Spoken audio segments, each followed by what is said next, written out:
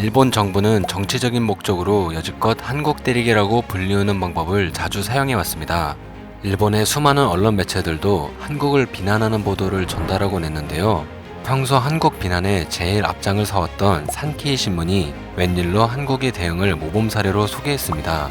이전에도 한국의 대처 방법에 대해 보도를 했던 신문들이 있기는 했지만 극우 신문이라는 이미지가 매우 강한 산케이 신문이 한국을 인정하고 칭찬하는 보도를 내보냈다는 것 자체가 매우 이례적인 일이라 화제가 되고 있는 상황입니다. 산케이 신문은 한국 감염 경로 9할 파악이라는 제목으로 기사를 내보냈습니다. 기사는 한국이 대량 검사와 감염자의 행적을 철저하게 추적하는 방식으로 확산 증가세에 제동을 걸었다고 설명했습니다. 산케이는 감염 확대가 진정되지 않는 구미 각국에서 특히나 주목받고 있는 것이 4시간부터 6시간 만에 감염 여부를 판정할 수 있는 한국산 진단키트라며 한국의 키트 등의 수출이나 지원을 요청하는 나라가 100개국을 넘은 상황이다 라고 전했습니다. 또한 문재인 대통령이 2월 하순 이후 16개국과 정상 전화회담을 했는데 한국의 방역 체계를 롤모델로 꼽는 이들이 많았다며 설명을 더했습니다. 진단키트 제조업체에 대해서도 자세한 소개를 이어갔습니다. 한국의 진단키트 제조업체는 한국에 확진자가 한 명도 없던 1월 초부터 개발에 착수를 했으며 정부는 기존 1년 반 걸리는 허가 심사를 전염병 유행 시에 2주로 단축하는 긴급 사용 승인 제도로 이를 지원했다고 전했습니다.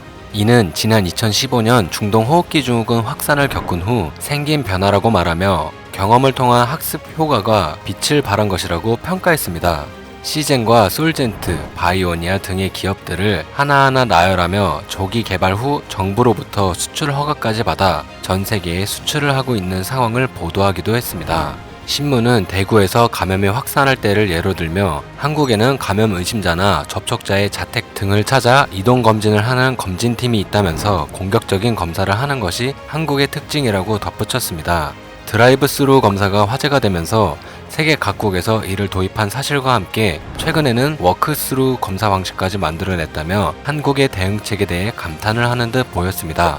아울러 산케이 신문은 한국의 경우 미국이나 유럽과는 다르게 외출을 금지하지도 않았는데 사람들이 자율적으로 외출을 자제하며 감염 확산 방지에 큰 도움이 되고 있다고 평가하기도 했습니다. 이어 한국의 감염자 수가 1만 명을 넘었으나 6,000명 이상이 이미 완치를 하여 감염 확대에 눈이 보이게 둔화가 된 상황인 것 같다며 자신들의 진단도 덧붙였습니다. 지난 3월 30일만 하더라도 산케이 신문은 한국을 비꼬는 보도를 전했었습니다. 전 세계에서 수요가 폭발적으로 증가하고 있는 한국의 수출용 진단키트의 이름을 독도라고 해달라는 국민청원이 등장했다며 대놓고 불쾌함을 드러낸 것이었는데요.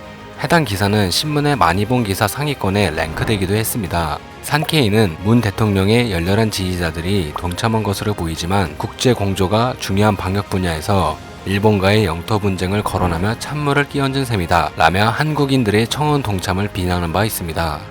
최근 일본 언론이 연이어 한국의 대응을 기사로 다루고 있는데요. 여러모로 한국을 비난하고 까내리기 바빴던 산케이 신문마저도 한국의 대응에 대해 긍정적인 방향으로 상세한 보도를 한 것으로 보아 일본의 상황은 생각보다 더 좋지 않을 것으로 추측됩니다.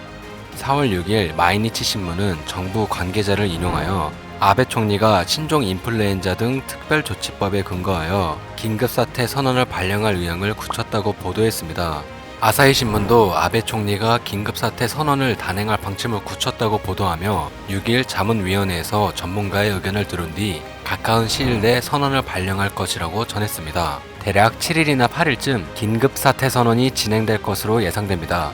한국에서 폭발적으로 확진자 수가 늘어났을 당시에 일본은 이를 한국이나 중국만의 문제로 여기며 안일한 대처를 이어갔었습니다. 도쿄올림픽 개최를 의식하여 크루즈선 확진자를 따로 분리하는 행보를 보이기도 했으며 일부러 검사량을 늘리지 않기도 하였습니다. 이러한 일본 정부의 대처 때문인지 일본인들도 큰 경각심을 갖지 않았으며 한국인들을 조롱했었습니다. 2월 말 일본 최대 포털 사이트인 야후 재팬에 게재된 한국 확진 환자가 1000명을 넘어섰다는 기사에 일본 네티즌들은 한국인들이 당황하고 있다. 감정 기복이 심한 국민성 때문에 폭도가 될지도 모른다. 한국의 잘못된 검사 방법으로 전 세계에 잘못된 인식이 확산되고 있다 같은 조롱 섞인 의견을 나누었는데요. 이제서야 현실을 제대로 바라보고 있는 상황입니다. 일본이 앞으로 어떠한 대응을 보일지 궁금해지네요.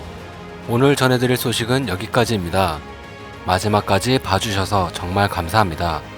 늘 새롭고 정확한 뉴스를 전달해드리는 로버튜브 되겠습니다.